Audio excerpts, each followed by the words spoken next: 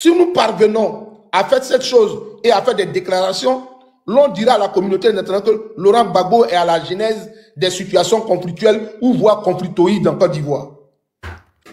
Tu vois? Donc là encore, on cherche à ternir l'image de l'opposition, Tania. Sinon, les marches là, les militants PPC, ils sont dans toutes les zones de la Côte d'Ivoire. Monsieur Douk, votre micro s'il vous plaît. Tania, tu vois, il y a les militants RPI, PPACI, PDCI à Bobo. Il y en a à Koumassi, il y en a à Port-Boué. Mais pourquoi ils n'ont pas choisi cela? Il y a une situation, il y a une question d'intérêt. Parce qu'on le sait tous que M. Adama Bitogo n'a pas gagné véritablement les élections à Yopougon. Il y a été imposé. Donc le RDA est fébrile. Ils sont en position de faiblesse dans cette zone-là. Donc il faut qu'on salisse pour trouver la Libye pour dire à Yopougon, tout compte fait, si Gbagbo même on l'accepte aux élections, Yopougon ne va pas reconnaître la victoire d'Alassane Dramane Ouattara. PDCI ne va pas reconnaître la victoire de Alassane. C'est là-bas qu'ils vont quitter pour pouvoir marcher. Donc il faut quand même arriver à créer cette psychose en mettant l'esprit des gens du petit Yopougon que devant la toile qu'ils sont des personnes qui sont donc temps. Donc maintenant, si nous revenons à un cadre juridique qui est un peu propre à moi, c'est une préméditation, Tania. Le RDR est sur le chemin de ce qu'on appelle, on a habitué, c'est un habitus pour eux. Ils sont sur l'intercriminus, le chemin du crime. Le RDR y est donc habitué. Non, Tania, c'est l'intercriminus, c'est pas du l'injure, c'est le chemin du crime. L'intercriminus, le chemin du crime. C'est le modus operandi du RDR. Oui, ça c'est par contre, on a parce que j'en viens. Docteur Capri, là. J'en viens. C'est le RDR, dans sa conception biologique, c'est défini comme un parti victimaire. Que dit? Ils sont adeptes de la victimologie, mais pas, ils sont par naissance nés comme des personnes vulnérables. Donc, dans la quête de leur vulnérabilité, ils veulent en perpétuer. Et donc, dans ce contexte, qu'est-ce qu'ils font? Même dans l'opposition, le RDR était victime. Même au pouvoir, le RDR porte toujours la veste de la victime. Alors, Tania, toute personne qui se considère comme victime dans une société, si elle n'est pas révoltée, elle est recroquevillée sur elle. C'est-à-dire, quand tu es généralement victime, au quartier, quand il n'y a pas, tu dis non, je m'étais, moi, tout compte fait pour moi est déjà fini. Tu vois, il y a des victimes qui ont cette posture. Mais il y a des victimes qui se considèrent comme victimes, mais qui ont une posture de revanche, de violence à la légitimée. Donc, Tania, le RDR, pour conclure, pour ne pas monopoliser la parole, on a vu qu'avec le RDR, à l'époque des faits de 2010, ils ont dit à des femmes, il va ouli, il va faire Gbagbo qui fera, il va ouli, il était ouli là, il est là, il est là. Donc, comme le parti au pouvoir qui était dans l'opposition, qui disait, il est là, ici, peut être donc au pouvoir et ne pas avoir recours aux mêmes méthodes qu'on leur connaît, Tania. Sur ce, je me tais. Et je pense que ma Côte d'Ivoire est un pays qui souffre et qui a besoin d'un état clinique. Comme Oprah est dans les parages, on va parler d'une méthode clinique. On va appeler les cliniciens pour guérir la pathologie d'Alassane Dramane Ouattara. Donc la parole est éminemment une parole remplie de promesses magnifiques, mais Alassane Dramane Ouattara est un menteur fiefé. Lion, il faut applaudir pour le soleil, Tania. Attends, mais Lion est où? Lion, ça. Non. Yoro, allez là, t'es arrivé. T'es arrivé, tous les professeurs de criminologie. Boliga. Merci. La voix du PPAC, c'est que c'est Tanguy qui est derrière. Mais c'est Hans, le fils de Gbagbo. L'essentiel, c'est entre les deux, c'est un. Quand la personne va dire bonsoir, je saurai c'est qui. La voix du PPAC, on peut t'écouter. C'est Tanguy qui est derrière. Bonsoir à tous, chers camarades. Bonsoir, enfin, j'ai été 1000 personnes. Abonnez-vous à lui encore, abonnez à la voix du PPAC. Abonnez-lui, donnez-lui ses... Donnez-lui 1000 abonnés. Mais Tania, faut dire merci à Oprah. Tania, je suis monté après d'un cadeau, Tania. Dis merci à Oprah. Mais il reste sur le panel, Tania, pour... Ok, merci Oprah au soleil. Merci Oprah, merci beaucoup pour le soleil. Tania, il reste sur le panel, on va faire... Merci pour le prof. Merci. Ok, Tanguy, vas-y, on En tout cas, merci à tous et puis bonjour, bonsoir à tous. Enfin, la voix du PPACI a pu monter. C'est la première, puis c'est une première. C'est sur le compte de Tania qu'on monte pour la première fois. Avec ce compte-là, donc c'est à considérer. Voilà, même si Tania elle se veut la voix des sans voix. Mais un jour, on aura peut-être cette voie-là, pourquoi pas pour le PPACI. Ceci étant dit, Moi, je m'attendais à un sourire de Tania, mais elle n'a pas souri. On continue. Ceci étant dit, voilà, elle est très belle. On aura un de ces quatre au PPAC. Donc, ceci étant dit, vous voyez, c'est tous les pouvoirs totalitaires ont la même fin. Tous les pouvoirs anarchistes ont la même fin. Tous les pouvoirs qui ont passé leur temps à brimer leur opposition, à agir comme si on était dans le Moyen-Âge, ils ont la même fin. Et ne soyez pas étonnés de ce que vous voyez, mais ce n'est même pas encore fini. La vague des arrestations. Pour l'instant, ils sont en train d'arrêter les 5e couteaux, les 18e couteaux de la lutte. Parce qu'ils veulent effrayer un grand nombre. Parce qu'ils veulent que les gens ne sortent pas le 9. Moi, j'ai regardé avec un rire olympien le témoignage de cet élément qui était arrêté au niveau de Yopougon-Kouté. Mais même les films indiens hindous font mieux. C'était un scénario piteux. Tout ça parce que on veut empêcher l'opposition ivoirienne de sortir. On veut empêcher l'opposition ivoirienne. Mais il fallait s'y attendre. Moi, vous savez, quand j'ai vu les gens à Yopougon en train d'aiguiser leur machette sur la route, je me suis dit, attention, attention, il y a un scénario qui se prépare. Ils sont tellement prévisibles, les gens du RHDP. Mais ils le font parce qu'ils sont frileux. Vous savez, le PPAC plus le PDCI, mais c'est toute la Côte d'Ivoire. C'est pratiquement toute la Côte d'Ivoire. Et qui peut lutter à cette force-là ensemble? Personne. Je pense que il faut rester très serein et puis il ne faut pas avoir peur. À un moment, un homme, une femme de dignité regarde ses peurs en face et puis on dit à ses peurs, là, écoute, dans tous les cas, je suis déjà là. Je suis déjà là et je vis comme si j'étais déjà mort. Or, on ne peut pas mourir 2 fois. Camarades, il va falloir se lever ce samedi-là. Au stade où on est arrivé là, on n'a pas besoin de mots d'ordre, on n'a pas besoin de mots d'ordre particulier. Le ras-le-bol est général et généralisé. Le ras-le-bol là, il est général et généralisé. Et à un moment, il faut qu'on se lève et qu'on tape du poing sur la table pour dire à Alassane Ouattara que trop, c'est trop. Donc voilà, je ne vais pas prendre du temps. C'était pour dire ça. Et puis, certainement, à mon deuxième tour de parole, on continuera. Merci. Abonnez-vous à ce compte-là. Abonnez-vous, continuez à vous abonner à ce compte-là.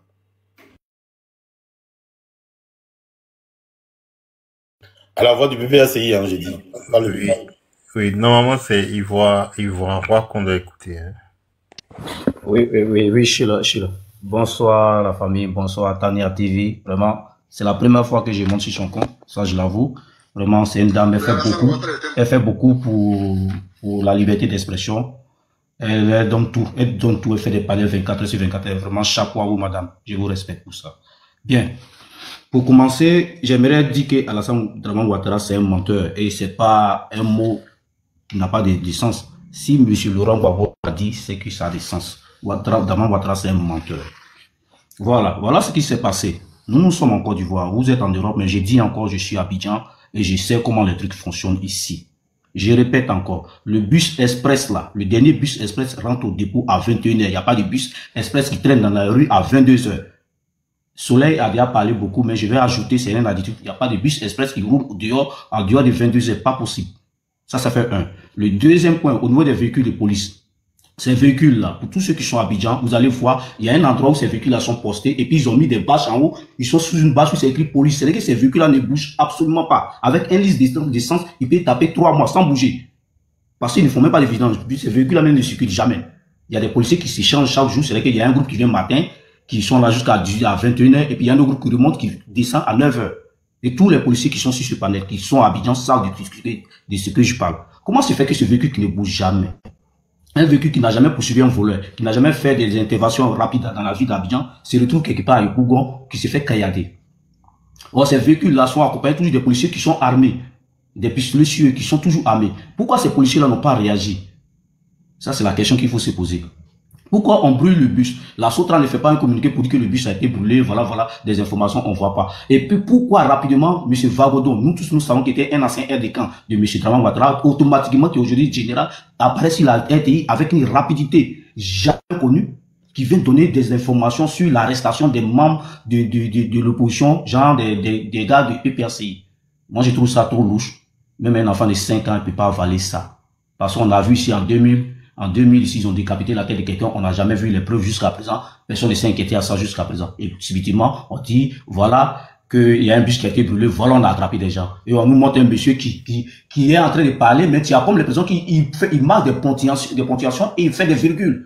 Quand tu le vois parler, quand même, nous ne sommes pas les enfants. Regardez bien l'image de ses yeux quand il parle. Ses yeux bougent de l'autre côté, il va à gauche, à droite, gauche, à droite, tout le monde, ça, vraiment, c'est enfantin. Voilà pourquoi je dis que le RDR n'est pas intelligent. Et on ne peut pas continuer à cette manière de faire les choses. Vous dites que vous êtes 96% de la population. C'est ce que j'ai déployé avec le RDR. 14 ans de pouvoir. Vous ne voulez jamais que les 4% là de la population manifestent. Pourquoi avez-vous peur des manifestations? Pourquoi le RDR a peur des manifestations publiques en Côte d'Ivoire? Moi, c'est la question que je me pose. Et la réponse est toute simple. Parce que le RDR organise des manifestations violentes. Les manifestations du RDR à la RTI en 2010, nous avons vu comment ça s'est passé. Les manifestations du RDR des femmes d'Abobo, nous avons vu comment ça s'est passé. Donc, comme ils ont l'habitude de manifester avec la violence, ils pensent que tout le monde est violent de cette manière. Nous ne sommes pas violents au PPAC. Nous ne sommes pas violents à cette population ivoirienne qui veut retrouver sa légalité constitutionnelle. Parce que c'est marrant, c'est énervant de voir depuis 14 ans qu'on n'arrive pas à changer de comportement, qu'on nous prend la même chose qu'on nous refait. On ne peut pas continuer à suivre un gouvernement qui continue de nous mentir à chaque fois. Ce monsieur, il est tellement soucié de son image, qu'est-ce qu'il nous fait? Il fait sortir des gens en Europe, on dit 10 000 personnes à Paris qui ont manifesté pour soutenir sa candidature. Il fait sortir des gens à MPP pour dire que les gens sont d'accord avec lui, ce qu'ils sont en train de faire pour soutenir sa candidature. Et quand il sort, il va en France, il nous fait jouer une cassette. Et pendant ce temps, on nous montre des ministres. Moi, j'ai jamais vu ça depuis mon existence. Peut-être qu'il y a des présidents, mais moi, à ma connaissance, j'ai jamais vu un ministre qui danse à l'annonce de la candidature d'un président qui viole une constitution. C'est quand même grave, cette image. Cette image est grave. Il faut être vraiment d'un autre âge pour pouvoir applaudir ça. Et subitement, la police qui n'était pas suffisante pour encadrer les manifestations de l'opposition, cette police était là, pendant subitement, cette police n'a pas réagi. Au moment où ces manifestants de RDR là étaient dans les rues, la police n'a pas dit un mot. Eux, ils ont le droit de partir, de sortir et de faire tout ça. C'est tout ça qu'on appelle trop, c'est trop. Parce que cette injustice-là, nous ne voulons plus. Moi, mon pays, la Côte d'Ivoire, c'est pas un royaume. Si le président, le père fondateur Houphouët-Boigny a accepté qu'il y ait le multipartisme par l'intermédiaire de Laurent Gbagbo qui s'est battu pour tout ce temps-là, il faut qu'on applique ce multipartisme-là, que le président élu doit faire 2 mandats. Pas plus, pas moins. Nous sommes fatigués de toujours toujours enfermer le peuple. Ici, en Côte d'Ivoire, tu peux pas parler publiquement. Tu peux pas t'exprimer publiquement. Même si au téléphone, tu veux parler, tu as peur que peut-être qu'il te dit, tu es sur les écoutes.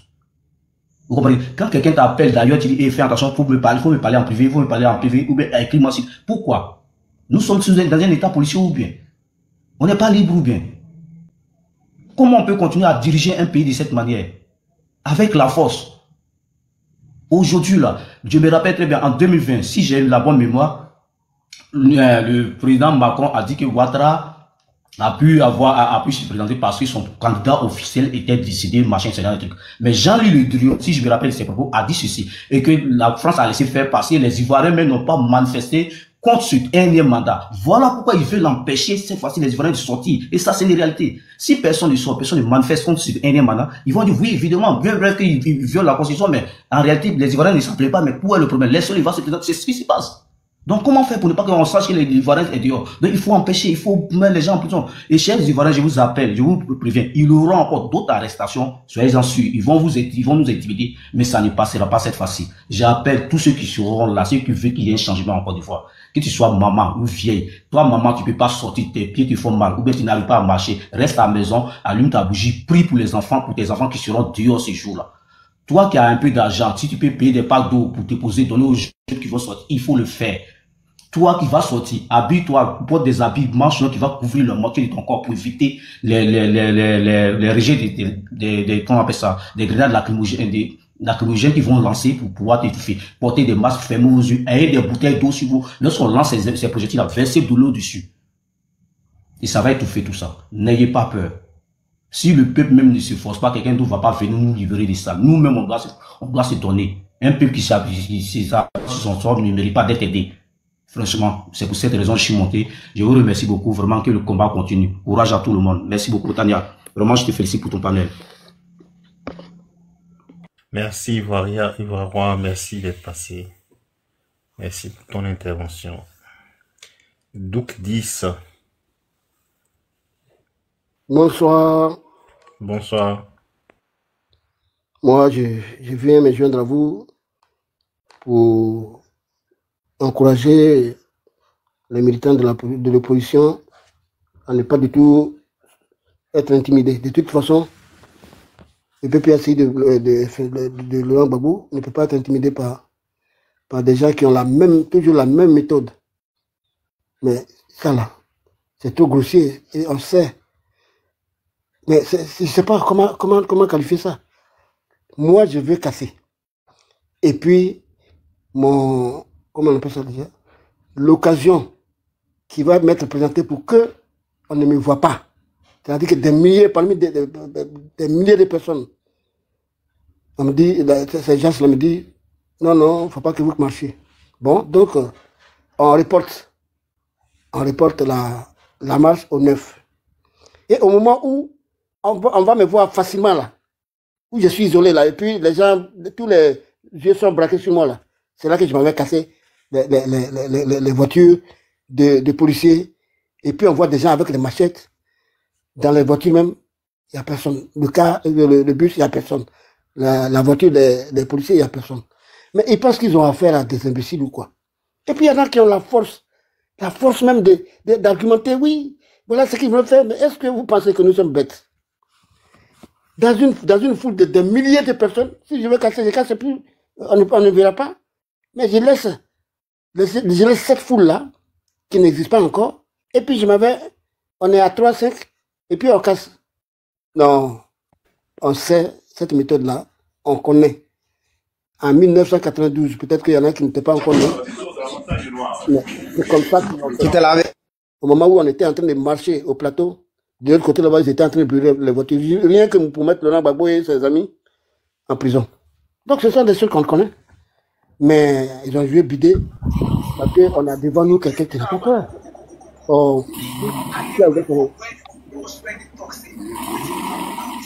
Oui. Carrément. Merci. C'est le canon de Draman qui nous a trouvé ici ou bien quoi? Non, comment?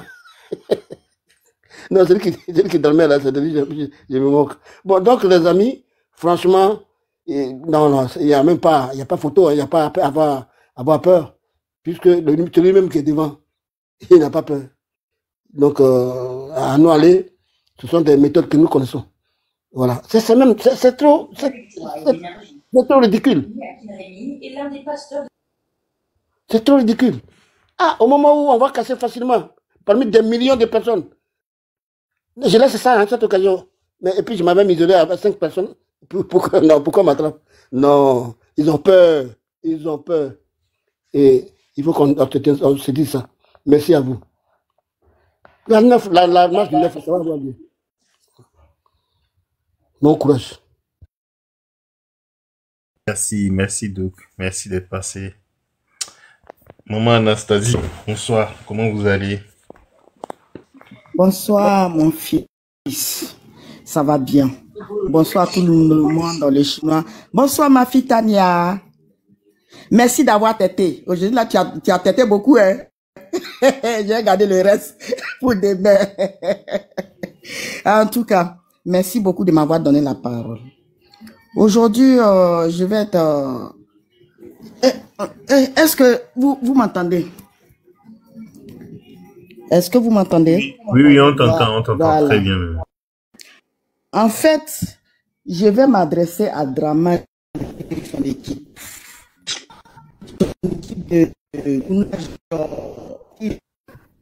Moi, je préfère aller les écouter pour les consulter comme ils ne sont pas ici. Donc, je m'arrête sur leur panel. Merci beaucoup. Alors, Tu as un moi. problème de connexion, maman, dans Ok. on ne comprend pas bien, il faut te déplacer. Ouais, vraiment, moi-même, là, la maison, là, mon cher. Quand c'est comme ça, là, je vais dormir en même temps parce que c'est dans la chambre qu'il y a les réseaux. Ah, je ne peux même pas m'asseoir même dans mon salon. C'est quoi ça là? Bon, ça va? Ça va, Là, ça va. on entend mieux, Oui. ça va. Alors, Afrique aux Africains, tu vas bien? Vas-y. alors Draman, mais il ne s'est pas tourné un film. Hein. J'ai voulu le décorer, lui donner la médaille de mensonge. La médaille du mérite de mensonge. Mais là même dans le mensonge encore, il a échoué avec succès. Comment tu t'as ramassé des gens pour tourner un film? Tu veux tourner un film d'horreur? Il a échoué avec succès. Oui. Hein? Tu veux tourner un film d'horreur, tu ne sais pas tourner. Même lui de finesse, même quand on se moquait de lui là. Ces films-là étaient meilleurs plus que pour Draman. Tu vas prendre quelqu'un pour qu'il fasse des aveux fallacieux. On voit même que l'acteur n'a pas été formé. Mais attends, lui-même il est brave là, il a déjà dans son film. Ça là, c'est un film qui est monté en toutes pièces, mais ils ont échoué avec succès. Draman, tu ne sais pas tourner un film. Le mensonge là, là même, si tu n'as pas honte, il faut quand même avoir pitié de toi. Et puis il faut avoir pitié de nous, nos oreilles et puis de nos yeux qui regardent tes films. De toute façon, tu vas faire des acrobaties, tu vas monter, tu vas descendre. On va sortir le 9. Tu montes, tu descends, on va sortir le 9. Mais c'est quoi ton problème? Et puis, les gens qui sont à Abidjan, qui sont sur le panel, dites-moi où Draman est, parce que je le cherche. On est parti à Mounjan, il a fui, il n'est pas là. Mais il paraît qu'il n'est pas à Abidjan. Donc, il y a son bon cœur là. Allez-y et regardez, vous mettez un peu la fumée là-bas, comme pour les agoutis là. On va voir s'il va sortir. Ou alors à l'ambassade de la France en Côte d'Ivoire. Parce qu'on le cherche. Moi, je veux qu'il me donne son numéro pour que je l'appelle aussi. Pour qu'il vienne se présenter. Parce qu'il a dit tous les Ivoiriens l'ont appelé. Mais moi, je n'ai pas son numéro. Je l'avais de l'appeler. On le cherche. Il a fraya. Pardonnez. La personne qui a le numéro de Draman, ou bien qui sait où il est caché, inbox, venez. Parce que nous, on a formé un bataillon, on le cherche ici. Nous, les femmes. Donc, de ce pas, j'appelle aussi les Ivoiriens. Parce que j'ai vraiment une idée qui peut aussi aider tout le monde. Quand vous dormez là, à partir de maintenant, dormez avec des casseroles, allez-y même acheter des cloches, des sifflets. Si vous attendez un bruit, on est en train de défoncer la porte de quelqu'un, la personne là, elle commence à sonner la cloche. Elle commence à siffler. Et vous tous qui êtes dans le quartier qui avez le sifflet, faites du bruit, des casseroles, faites du bruit. On va voir si ces encagoulés là vont pouvoir attraper quelqu'un. Ça, c'est une méthode de guerre que je vous montre. Parce que il est venu avec les armes. Il nous a appris quelque chose. Donc, ne dormez plus comme ça. Quand vous attendez quelque chose, faites du bruit dans tout le quartier. Faites du bruit, ça va aller très loin. Ces gens ne pourront pas prendre quelqu'un, même si c'est dans la journée. Vous vous levez, vous vous jetez sur la voiture. Il faut les neutraliser. Parce que ça ne prend plus. Ça ne prend plus. Draman, il faut changer de disque. Ton disque est rayé. On dit des parties, tu es en train de nous tourner des films, des montages qui ne sont même pas intéressants. C'est quoi ça là? On dit il n'y a pas de 4e mandat, point barre. On dit il n'y a pas de 4e mandat, un point, un trait. On ne veut plus de ça, c'est forcé. Est-ce que ce mariage là c'est forcé? Si on t'a aimé hier là, nous-mêmes on te divorce, on t'aime plus. C'est bon. C'est quoi? On t'aime plus, c'est pas forcé. On va aller marier quelqu'un d'autre. Donc, c'est pour dire, il faut nous lâcher un peu. Lâche-nous. Lâche-nous les baskets, Draman. Il faut lâcher nos armes maintenant. Parce que là, c'est ton terminus cette année. Trop, c'est trop. Nous, les femmes, on dit tu vas partir. Sinon, tu vas avoir Kodjo là sur ton visage. Hein. Sinon, tu vas avoir Kodjo là sur ton visage. Donc, je vais m'arrêter là pour l'instant. Merci beaucoup. Ok, merci maman. Chinois, bonsoir Chinois. Toi, le micro. Frère, Tania, salut. Je salue vraiment tout le monde. Ano magre, ano magre. Ano magre, oh, ano magre. Mono iya jago laba, oh, ano magre. Mono iya sia kuru laba, oh, ano magre. Daketio, daketio. Daketio, daketio, ano magre. À part les étés Mati à ça. C'est. Ah, donc la fin allait arriver. Est-ce que la fin est vraiment arrivée? La fin tant attendue. La fin que certaines personnes ont pensé qu'il n'allait jamais arriver. Est-ce que cette fin-là est arrivée? À part les étés Mati à ça. Ah bon. Chers frères et sœurs, il y a quelqu'un qui a dit, il a dit que lui, il veut prendre le pays parce que il veut apporter des solutions aux problèmes des Ivoiriens. Et que si lui vient au pouvoir, les Ivoiriens n'auront de problème que de lointains souvenirs. Les Ivoiriens vont vivre à l'aise. Et c'est pas moi qui l'ai dit. Cet homme-là nous a présenté un programme qu'il a baptisé « Vivre ensemble », comme si avant que lui n'arrive, les Ivoiriens ne vivaient pas ensemble. Il a dit « Vivre ensemble ». Maintenant, lui, son « Vivre ensemble » là, ça contenait quoi? Premièrement, il dit « Rassemblons la nation ». Donc, il estimait que la nation n'était pas rassemblée. Il fallait donc rassembler la nation. Mais quand on regarde aujourd'hui, après 15 ans de gouvernance, est-ce que la nation est rassemblée? Non. C'est la méfiance. En Côte d'Ivoire, pour ceux qui vivent en Côte d'Ivoire, qui vivent à Abidjan, les gens se regardent en chien de faïence. Chacun se méfie de son voisin. Les enfants ne mangent même plus chez les voisins. Avant là, Papi tout partait regarder la télévision chez le voisin. Mais aujourd'hui, Papi tout ne va plus regarder la télévision chez le voisin. Parce qu'il a peur. Il peut être kidnappé dans la maison du voisin et ils vont lui prélever ses organes. Les gens ont peur. Les gens ont peur que les enfants soient empoisonnés. C'est de ça qu'il s'agit. Le même type a dit, construisons une démocratie de tolérance et d'efficacité. C'est lui qui a dit ça. Quand on regarde cette démocratie en Côte d'Ivoire, pour ceux qui vivent en Côte d'Ivoire là, est-ce que cette démocratie reflète la tolérance? Non. Parce qu'en réalité, des gens qui ont participé à la crise post-électorale croupissent toujours en prison. Pendant que le camp présidentiel n'a personne en prison. Il n'y a aucune tolérance. On ne veut même pas laisser les gens sortir. Et même quand la personne a fini de purger sa peine, on retourne pour aller kidnapper cette personne devant ses enfants et on la jette en prison. C'est ce qui se passe. Il a continué. Il dit, dotons-nous d'une justice indépendante, impartiale et efficace. Est-ce que la justice aujourd'hui en Côte d'Ivoire est indépendante? C'est la question. Il dit, mettons notre armée au service de la cohésion de la nation, assurons la sécurité des biens et des personnes. Est-ce que la sécurité est assurée en Côte d'Ivoire pour tout le monde? Jamais. C'est sous leur gouvernance qu'on voit les encagoulés partout, qui enlèvent les gens, qui enlèvent les femmes, qui kidnappent tout le monde. On ne sait même pas où ils vont. Est-ce que ça, c'est la sécurité? Est-ce que ça, c'est défendre toute la population? Non. Il dit, reprenons en profondeur le processus de décentralisation.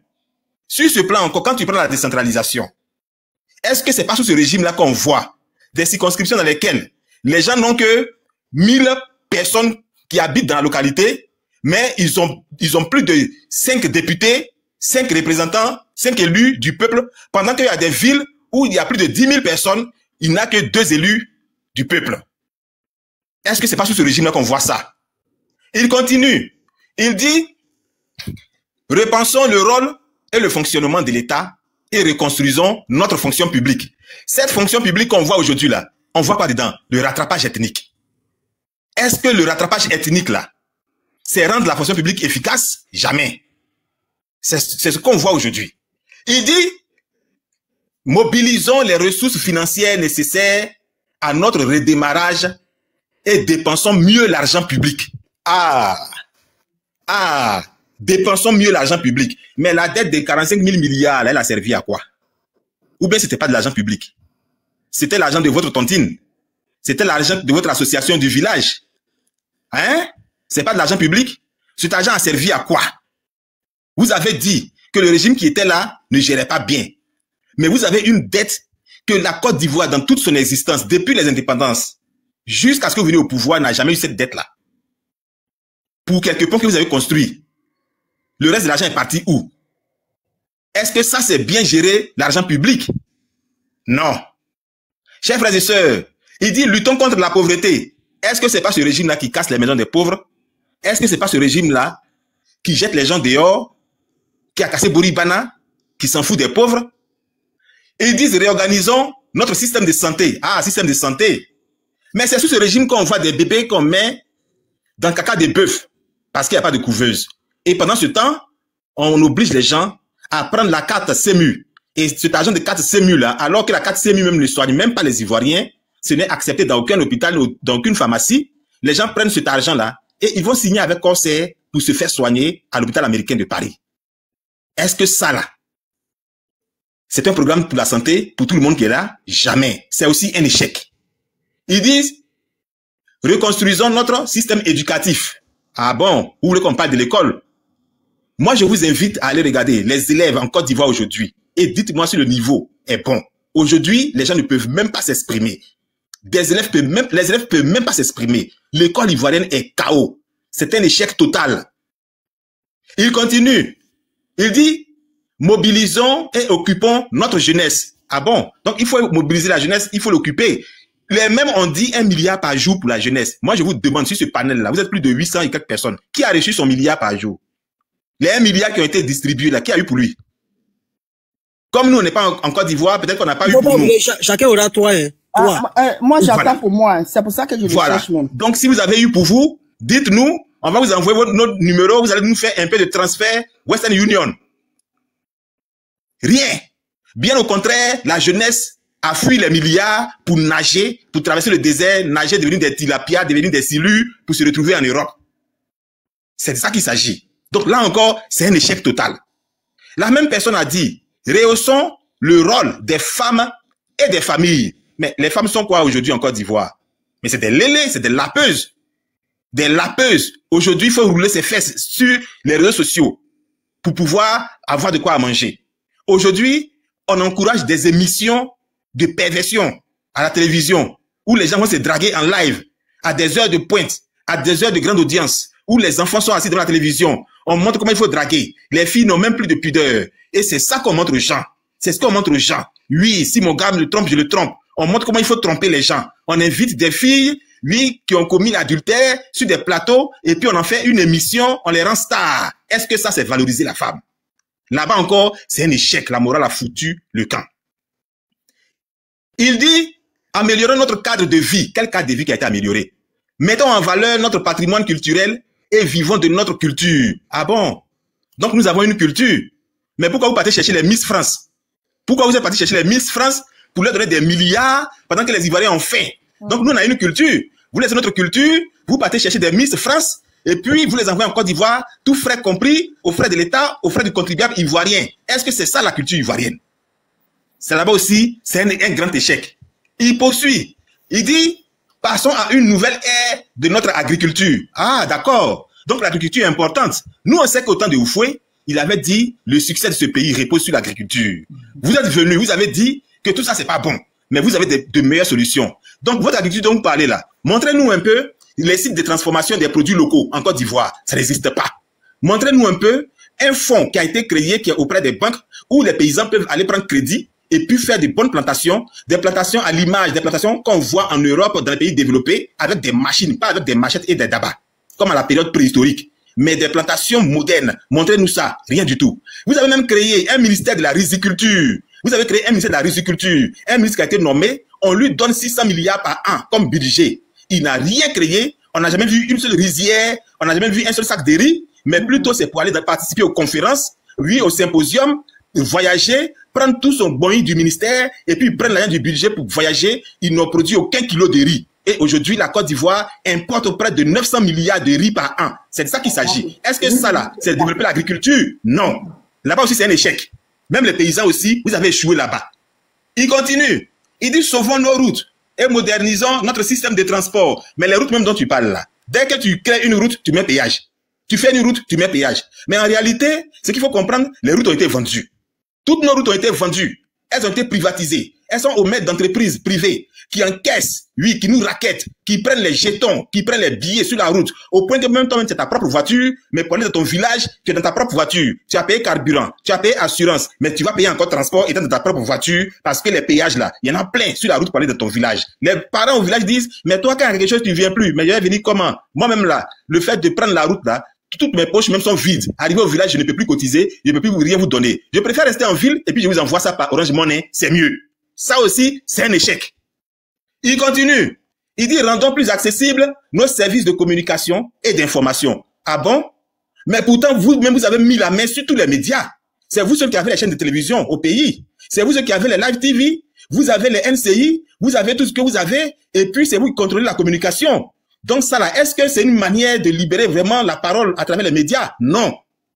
Là-bas aussi, c'est un échec. Il continue.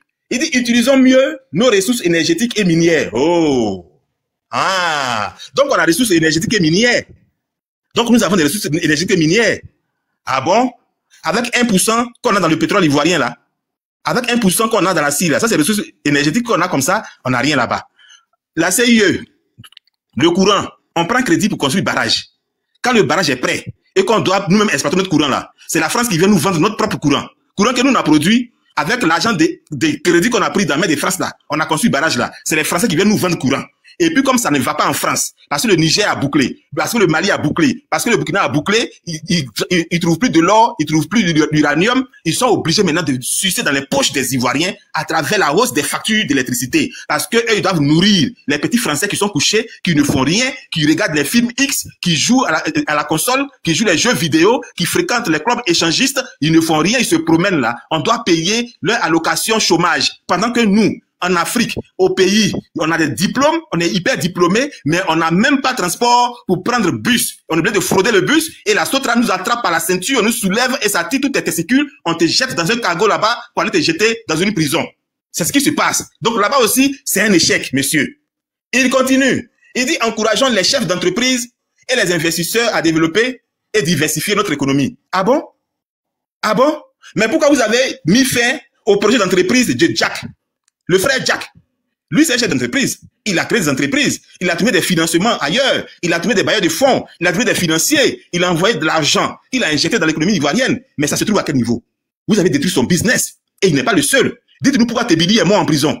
Et donc tout ça, vous mettez fin à la vie de ceux qui veulent entreprendre. Ceux même qui réussissent à exister, vous les étouffez avec les impôts. Pendant que les entreprises françaises, telles que les Orange, telles que je ne sais quoi, comment on les appelle là, Canal, les Bouygues, Bolloré et autres là, ils ne payent pas d'impôts. Ils ne payent pas d'impôts, ils sont assis là. Orange seul, là, même Canal seul. Mais, chers frères, faisons un petit calcul pour que vous compreniez quelque chose. Vous allez me dire, vous allez avoir une idée de ce qui se passe quand on vous dit que ces gens ne payent pas d'impôts là. Mais est-ce que vous avez déjà demandé combien ces gens gagnent un peu? On sait tous que pour regarder un bon programme, au moins, sur Canal, pour regarder quelque chose qui est un peu bon, il faut recharger pour 10 000 francs par mois. Est-ce que c'est faux? C'est pas faux. Il faut recharger pour 10 000 francs par mois, au moins, pour regarder quelque chose qui est un peu bon. Bon, maintenant, il y a combien d'abonnés de Canal dans Côte d'Ivoire, là? Dites-moi. Parce que même au village, il y a Canal. On va prendre le minimum, 1 million d'abonnements. 1 million d'abonnés. Multiplier les 1 million là par 10 000 francs, ça fait combien? Multiplier 1 million par 10 000 francs, ça fait combien? Vous qui avez fait les études astronomiques là, en mathématiques là, écrivez le montant. Ça fait combien? 1 million par 10 000 francs. Ça fait combien? Ça fait 10 milliards. Ça fait 10 milliards par mois. 10 milliards au minimum que Canal se met dans sa poche par mois. Et quand on vous dit que ceux-là, ils ne payent pas impôt, mais vous voyez ce que ça représente, c'est des foutaises. Pendant ce temps, on poursuit les petits Ivoiriens qui ont leur petit commerce quelque part là-bas, on casse ceux qui sont au bord de la route, pour d'autres personnes même là, on met la main sur, on dit redressement fiscal, et puis on les poursuit partout. D'autres même ont AVC et puis meurent. Est-ce qu'il a réussi là-bas encore? Non, c'est l'échec. Il a dit encore, il dit donnons un nouveau souffle à notre recherche scientifique. Il y a eu quelle recherche scientifique en Côte d'Ivoire? Quel scientifique ivoirien a inventé quoi que ce soit en Côte d'Ivoire? Rien du tout. Qui a fait une découverte en Côte d'Ivoire? Rien du tout. C'est pas les mêmes scientifiques, c'est pas les mêmes chercheurs là qui font grève en Côte d'Ivoire pour dire qu'ils ne sont pas soutenus et qui demandent des meilleures conditions, puis on les attrape, on les jette en prison. Mais bien sûr que c'est ça. Donc là-bas aussi, c'est échec. Il dit faisons mieux connaître nos ressources touristiques. Ah bon? On fait connaître nos ressources touristiques en donnant nos forêts de Monogaga à des Libanais. on arrache ça aux paysans, on donne la forêt là à des Libanais. Et puis les nudistes prennent ces forêts là, ils se promènent nus là-bas dans les villages, et quand les gens veulent rentrer là-bas, on les poursuit, on met chien derrière eux, on les chicote, les vieux là, on les jette dans la mer là-bas, ils n'ont pas se débrouiller. Est-ce que ça c'est valoriser notre patrimoine touristique? Non. Donc là-bas aussi, c'est échec. Il continue. Il dit, devenons le moteur de l'intégration de l'Afrique de l'Ouest. Oh! Donc on devient quelqu'un qui est le moteur, on devient un moteur de l'intégration en Afrique de l'Ouest en envoyant un bataillon blindé au Niger. C'est ça. Donc, en envoyant un bataillon, une force en attente pour pouvoir déstabiliser les autres pays là. C'est comme ça qu'on fait l'intégration en Afrique. Chers frères et sœurs, là-bas encore, c'est l'échec. Il dit, décidons d'une politique d'immigration humaniste et pragmatique. Ah bon? Une politique pragmatique? Mais les Syriens font quoi en Côte d'Ivoire? Les gens des Hezbollah qui viennent en masse, ils viennent pleins, ils ont tous des passeports ivoiriens. Et puis ils arrivent, les Ivoiriens sont obligés de parler pour crier, pour que vous diminuez un peu là. Est-ce que ça c'est maîtriser l'immigration? Non. Donc là-bas aussi, c'est un échec. Il dit, préservons notre environnement et raisonnons développement durable. Quel développement durable? Quand on vend nos forêts, quand on tue des paysans à couper, à zaguer, pour donner les forêts là à des Chinois, pour donner ça à des étrangers, à des multinationales. Est-ce que ça, c'est préserver notre environnement? Est-ce que c'est préserver notre développement durable? Non. Chers frères et sœurs, comprenez une seule chose. C'est l'échec sur tous les plans. C'est l'échec sur tous les plans. C'est pour ça là que les gens se sont battus. Ils ont voulu forcément prendre le pouvoir. Ils ont fini par prendre le pouvoir. Ce qu'ils disent qu'ils voulaient faire là, c'est ce que je viens de vous citer là. Ils n'ont rien réussi dans ça. Maintenant, la question qui se pose, 5 ans qu'il veut encore là, il veut faire quoi? En 15 ans, ce petit programme que tu as dit ici, que tu voulais faire en 5 ans, tu n'as pas pu le faire. Tu as eu 15 ans, tu n'as rien fait. Maintenant, toi, après 15 ans encore, tu dis que tu veux être président encore là. C'est pour faire quoi? C'est la véritable question qui est là. Vous avez volé la vie de nos parents. Vous avez volé nos vies. On ne va pas accepter que vous volez la vie de nos enfants. C'est de ça qu'il s'agit. Mettez-vous bien ça en tête. Nous ne sommes pas là pour vous faire plaisir. On a dit, nous les panafricains, nous sommes décidés à vous chauffer les fesses. C'est-à-dire à vous embêter au point que vous-même là, vous n'arrivez même plus à réfléchir. C'est de ça qu'il s'agit. Parce qu'en cette vie-là, nous ne pouvons pas accepter que vous continuiez à malmener notre destin comme ça. Nous ne pouvons pas accepter ça. Pour rien au monde, vous n'avez pas 2 vies. Chacun a une seule vie. Vous n'en avez pas 2.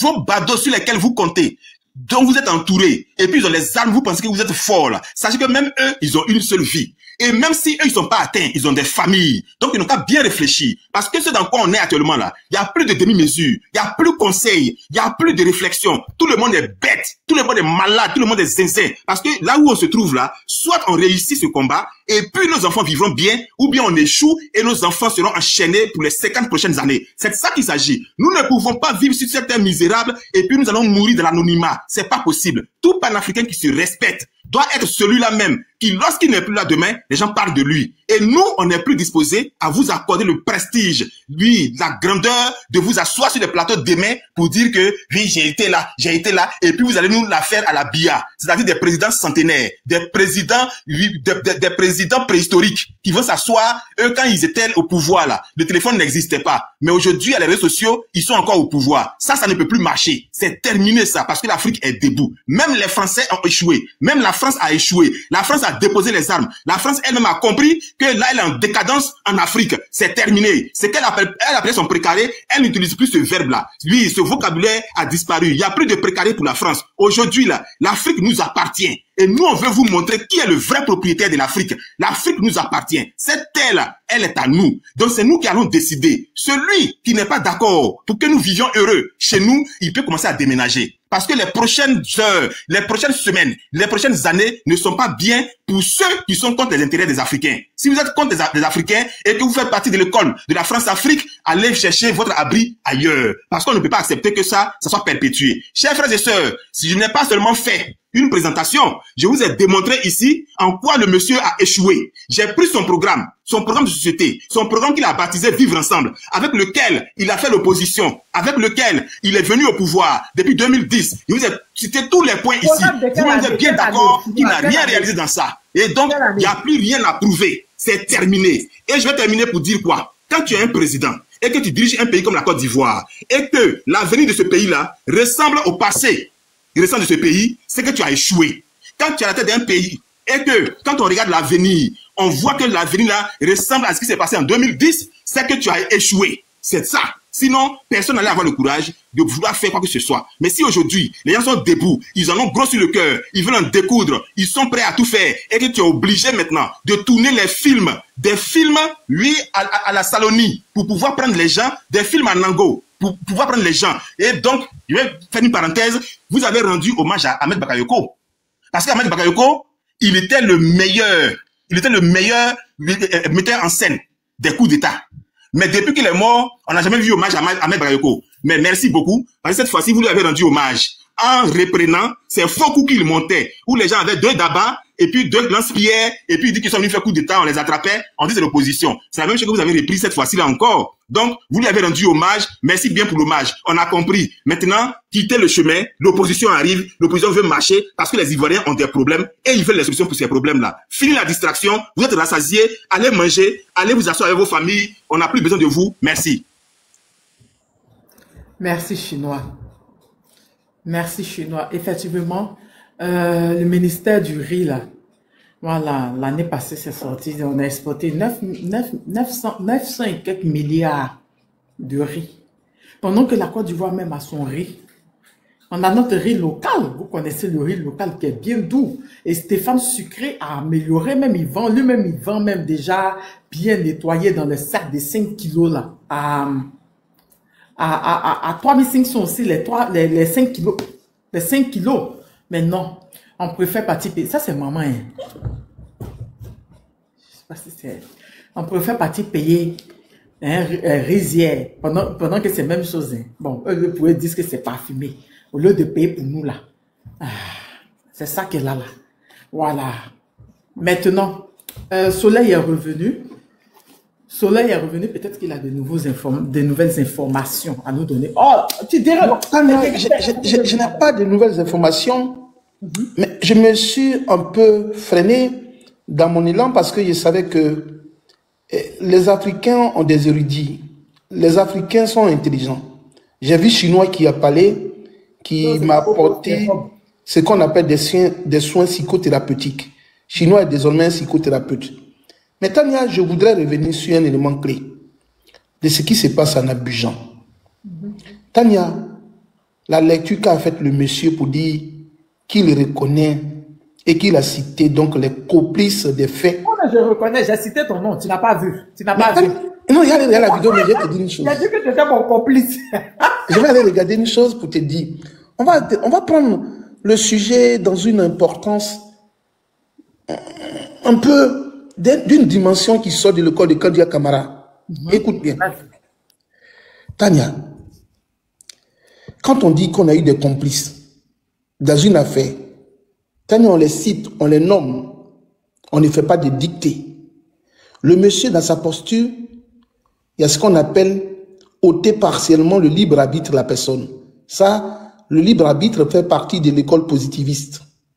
Le libre arbitre, c'est la capacité qu'a un être humain à réfléchir des choses contrairement à l'animal. Le libre arbitre nous permet de faire le choix.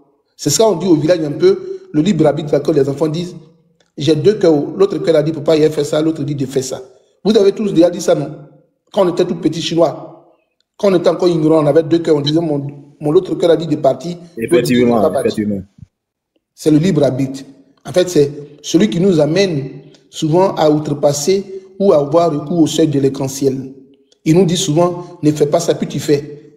C'est la réflexion d'un être humain. Ce libre arbitre-là, un animal ne l'a pas. Le rat, tu mets la graine, il va venir manger dans le piège et puis il va attraper. Alors que si c'est un être humain, il va réfléchir. Comment on peut ôter le libre arbitre à un homme et dire qu'il est coupable des faits? D'abord, le cadre dans lequel il fait cette déclaration n'est pas un cadre approprié. Tania, et laisse-moi dire beaucoup de choses là-dessus. Tu sais, quand une personne est arrêtée, la logique voudrait qu'on lui notifie le cadre juridique légal de son arrestation. Et on lui dit, vous serez attendu, mais à la présence d'un avocat. Et généralement, les auditions se font à huis clos, ou se font à la présence d'un officier de police judiciaire et en espèces aussi d'un avocat de défense. Tania, tu penses que le monsieur, là, en faisant cette déclaration, toutes les règles étaient vraiment préétablies, équitables, juridiques? Est-ce que le monsieur avait un avocat en présence de lui? Est-ce que la RTI, la télévision nationale, est un cadre habituel pour qu'on fasse une audition à une personne, Tania? Dans quel monde vous avez vu une personne qui est suspectée venir faire des déclarations à la télévision nationale de Côte d'Ivoire? Je ne pense pas, ça ne se fait pas ailleurs. C'est dans notre monde, Tania. Sinon, tu peux dire que je dis des contre-vérités. Hein. Jamais il n'y a eu ce mot de faire des choses. Mais Tania, on envoie l'individu à la télévision nationale et puis il fait une déclaration. La procédure judiciaire est biaisée. Là, où elle est arrivée là. En la réalité, c'est à la télé, mais je crois que c'est un enregistrement depuis la DST. Mais Tania, même si ce n'est pas la télé, la télévision ne doit pas le diffuser. Parce que quand il diffuse l'image d'une personne... On peut intimider. Oh, oui, mais Tania, la diffusion de l'image d'autrui, sans son consentement, sur un réseau social ou un moyen de communication publique, est une infraction pénale. Le monsieur n'a pas donné son consentement, on a mis son image. Tu sais, même les criminels qu'on attrape dans le monde, si ce n'est pas dans un cadre de policier bureau, on couvre son visage, Tania. Tu ne sais pas? Ils ont exposé le monsieur, ils l'ont forcé à dire des choses. Et moi, quand le ministre est sorti pour dire la Côte d'Ivoire est un état de droit, j'ai remarqué un peu son parcours, Tania. Et puis je vais te dire, c'est un ministre qui fait de la brachiation. La brachiation, tu sais c'est quoi? C'est le mouvement du singe à sauter d'une branche à une autre branche qu'on appelle la brachiation. Si c'était l'orthographe, je pourrais écrire ça pour vous. Ce ministre a fait de la brachiation dans sa vie en étant l'homme de camp de monsieur, comment on appelle, monsieur Guy Robert. Oui, le ministre, il était même à côté de Bédier, non? Le ministre de l'Intérieur, là. C'était l'aide de camp de Guy Robert, le général Guy Robert. Tu ne sais pas ça? Il y a des images après être envoyées. J'ai vu les images. Il était l'homme de main de Guy Robert. Tu sais comment Guy Robert finit, Tania? Quand il a fini sa carrière, derrière Guy Robert, il travaillait dans l'armée. Quand le rebelle Guy Michel prend sa retraite, en tant que chef d'état-major particulier d'Alassane Dramane, c'est que Guy Michel a proposé à Alassane et Alassane l'a utilisé comme chef d'état-major particulier. Est-ce que tu sais qui travaille avec Alassane? Il était le général, le chef d'état particulier d'Alassane Dramane. Son nom c'est quoi déjà? Hein? Son nom c'est quoi déjà? Vagondo. Il était le chef d'état-major particulier du président de la République de Côte d'Ivoire. Et donc, de là-bas, il a été parachuté comme ministre de l'Intérieur. Ce monsieur-là, vous pensez qu'il peut venir parler en tant qu'un expert en matière de justice, à défendre la population que le ministère de l'Intérieur? Et même, ce n'était même pas sa place. Hier, là, le rôle qu'il a joué, on pourrait même dire le procureur de la République pouvait venir faire une déclaration. Ce n'était pas le rôle d'un ministre là. Mais la Côte d'Ivoire souffre tellement que, Chinois, quand je parle souvent, je pleure. Dieu a quitté où? On dit Dieu a quitté l'Afrique. Mais moi, je dirais que Dieu, le droit a quitté la Côte d'Ivoire, mon frère Chinois. Dans tes discours, j'ai attendu et puis mes larmes coulaient parce que je ne pensais pas qu'on pouvait encore des intellectuels éclairés. Parce que l'Afrique et la Côte d'Ivoire reculent en termes d'intellectuels ou de connaisseurs de papier ou des gens qui peuvent étudier. Voilà un peu ma souffrance. Voilà mon amertume que je voudrais vous exposer ce soir. Alassane Dramane Ouattara est en train de conduire la Côte d'Ivoire dans une dérive totale, sans précédent. Maintenant, mon interrogation avant de me taire, c'est de demander pourquoi l'affaire de Yopougon, Tania, tu vas répondre à ma question. Pourquoi l'affaire de Yopougon a connu une procédure judiciaire aussi accélérée que les faits précédents en Côte d'Ivoire? Je les cite, les faits précédents. Tania, est-ce que tu as vu qu'ils ont arrêté les gens qui étaient occupants du bac à verre? Ils les ont jamais arrêtés jusqu'à présent. Est-ce que tu as vu le procès de Alain Toussaint, le jeune dont ils ont ôté la tête? Non. Non. Est-ce que tu sais que le procureur de la République de Côte d'Ivoire a dit que lui, quand il prenait la place de Adou Richa, il n'a jamais eu connaissance ni vent de l'affaire de bac à verre? Est-ce que tu sais qu'il a dit ça? Il a dit qu'il n'a même pas trouvé le dossier. Il n'a pas trouvé le dossier. Voilà ce que je voulais dire simplement en disant ce cas-là, pour dire que la justice en Côte d'Ivoire est une justice d'un vainqueur.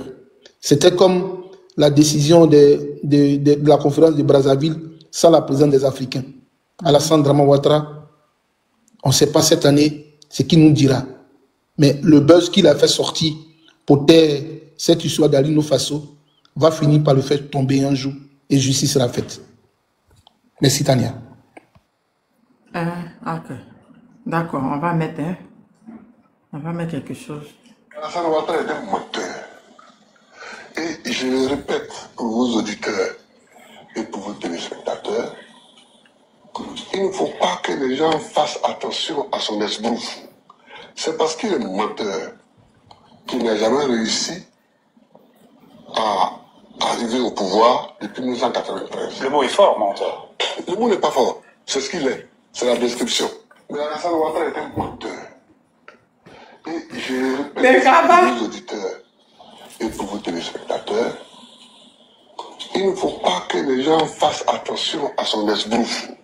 C'est parce qu'il est menteur qu'il n'a jamais réussi à arriver au pouvoir depuis 1993. Le mot est fort, menteur.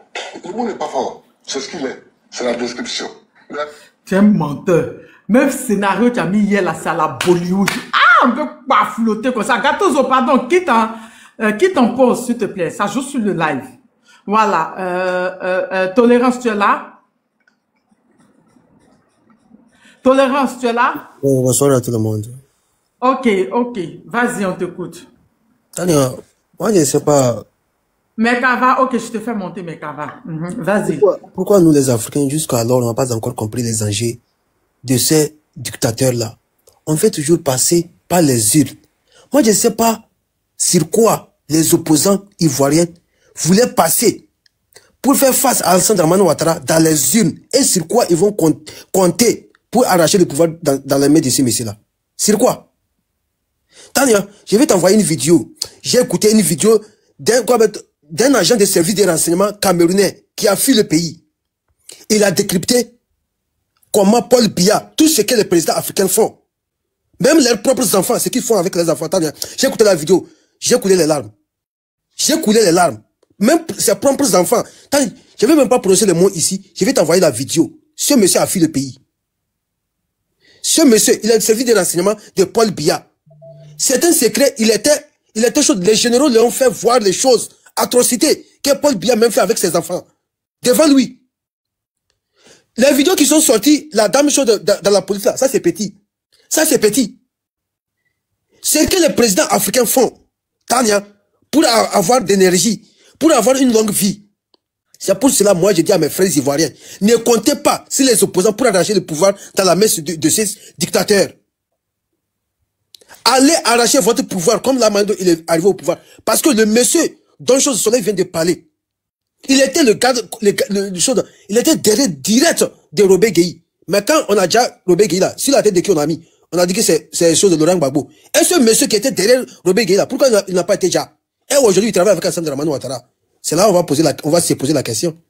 C'est là où on va se poser la question. Le monsieur qu'on a fait sortir, on voit un individu qui est en train de lire un papier, qui se dit, Tania, on a vu des paka verts, comment vous les appelez, en plein jour, les policiers n'ont pas été capables de les arrêter, de les connaître. Mais dans la nuit, ils ont pu reconnaître les gens qui sont partis avec des machettes, brûler, même chose dans bus. Ils ont été capables. Le lendemain matin, net en même temps, même en Russie, même aux États-Unis, ils n'ont pas cette capacité d'arrêter les gens comme ça. Mais en Côte d'Ivoire, à Saint-Domingue, dans la nuit, ils ont pu reconnaître les gens. Ils ont pu reconnaître les gens. Le matin, bonheur, ils partent pour les arrêter. Why? C'est pour cela qu'on dit à Saint-Domingue Ouattara, sa description est arrivée. Son déclin est arrivé. Parce que c'est quoi flottage? Regardez pour Alino. Regardez comment ils ont dit qu'il est mort. Regardez ce qu'ils ont dit. Mais regardez ce qui vient de passer, le film. Le monsieur qui est en train de parler, derrière lui, qu'est-ce qui était derrière lui? Qu'est-ce qui était derrière lui? Tania, mettez-moi en grand, je vais vous montrer quoi mettons dans le visage de ce monsieur-là. Oui, cette photo. Je sais où. Tania, regardez ses yeux. Regardez les yeux de monsieur. Regardez. On voit ce qu'il est en train de lire. Celui-là. on voit ce qu'il est en train de lire. Il veut prendre les gens comme... C'est pas qu'il est vert comme ça dedans. Mais Kava, attends, je te prends. Tania, il y a une lumière, quelque chose qu'il est en train de lire. S'il te plaît, donne-moi la place 1 minute, d'accord? Ce qui est en vert là, c'est pour encercler son œil. Ce qui est en train de lire là, ça voit dans ses yeux. Ok. Là, ça se voit. Ramène ta demande, je te prends dès que je fais descendre quelqu'un. Oui. Ça se voit ce qu'il est en train de lire. C'est à cause de ça qu'on a encerclé son œil. Ce qui est dans son œil. Sa manière de lire, même on sait qu'il est en train de... Sa manière de parler, on sait qu'il est en train de lire quelque chose. Vas-y, montre. Montre. Rob, arrête. Oh, je suis fatiguée de toi. Tu as eu le temps de partir faire tout ça là. Le dossier urgent au Togo, c'est quoi? Faut dire à la Légion, il va me dire. Vas-y, dis-moi. Mais Mohamed Lou m'avait dit ça, non? Tu te rappelles, non? Tolérance. Tolérance. Aïe. Il est perdu. Tolérance. Oui. J'ai dit. Mohamed Lou m'avait dit ça, non? On disait qu'il n'a qu'à mentir sur l'opposition, non? Tania, c'est ça, c'est le même film qui est en train de tourner en Côte d'Ivoire aujourd'hui. C'est le même film. C'est les soi-disant démocrates, c'est leur travail, non? C'est pour cela qu'on a dit aux Ivoiriens de ne pas donner la chance à Alassane Dramane. Si le brigade 4e mandat, prochainement là, ces choses, ils vont transformer le régime présidentiel au régime parlementaire, comme ce que Fabre Gnassingbé a fait au Togo. C'est le même marché, c'est le même pied. C'est ce qu'ils vont faire. C'est les mêmes personnes. C'est ce qu'ils vont faire. Ils sont en train de copier ce que Fabre Gnassingbé fait au Togo. Voilà, aujourd'hui, on nous montre un monsieur qui est en train de tourner un film. Même celui qui est amateur, on peut être amateur comme ça. On voit dans la journée, je ne sais pas si c'était au plateau, bien c'était au Tania, il y a cela quelques mois, on a vu des jeunes qui sont sortis, on a tiré des balles réelles sur eux, dans leurs pieds comme ça. Tania, c'était quel jour? Et c'était dans quel mois? Les jeunes qui sont sortis au plateau, bien c'était où? On a tiré des balles réelles sur eux. Tu te rappelles? Je ne sais pas si c'est au plateau ou comment. Et on va nous dire que la nuit. C'était les gens du syndicat de taxi, là, il y a quelques mois. Merci beaucoup. C'était dans la journée, non? Et ils ont ouvert le feu. Ok, dans la nuit, on attaque les voitures de la police et la police n'a pas été capable d'ouvrir le feu. Ça aussi, est-ce qu'on peut être parfouté? On peut être chose de dingue. Je ne sais même pas comment qualifier ces gens-là. Comment est-ce qu'on va les qualifier? Dans la nuit, on attaque la voiture des policiers et les policiers n'ont pas été capables d'ouvrir le feu. Mais dans la journée, quand on les a attaqués dans la journée, ils ont été capables d'ouvrir le feu sur les gens. Voilà la fin de Alassane Dramane Ouattara. C'est sa fin qui est arrivée. Tania, c'est sympa, c'est ça que le frère Soleil vient de dire. Il n'y a pas la justice. Écoutons ça. Dieu n'est pas beau. Ça cause elle a été pris comme un chien en 2011 là. Alassane Ouattara devait lui. Je ne fais plus de vidéo. On va tester ensemble notre influence. Écoutez les propos. Dieu n'est pas beau. Ça cause elle a été pris comme un chien en 2011 là. Alassane Ouattara devait le tuer. Alassane Ouattara défait, Gbagbo ne devait pas vivre. C'est-à-dire que si je fais les témoins, on n'en serait pas là en fait. En 2011 là, on devait raser sa maison. Il ne devait pas sortir vivant. Parce qu'il est vivant, qu'il surloue sa gueule là pour raconter ses bêtises. Le président Ouattara il déconne souvent. Parce que quand on l'a pris pour l'envoyer au golf, on prend une injection, on lui fait une petite injection, et puis c'est fini. Il va aller se reposer. On va se trouver chez Dieu là-bas. Je sais pas s'il a envie. Ça là. Tania, voilà. Mais les individus qui ont prononcé seulement Dramane, commentaire Dramane seulement, ils se sont trouvés à la Maca. Mais voilà l'individu qui tient ses propos comme ça. Mais PSS ou bien PCC, ils n'ont pas été capables de les voir.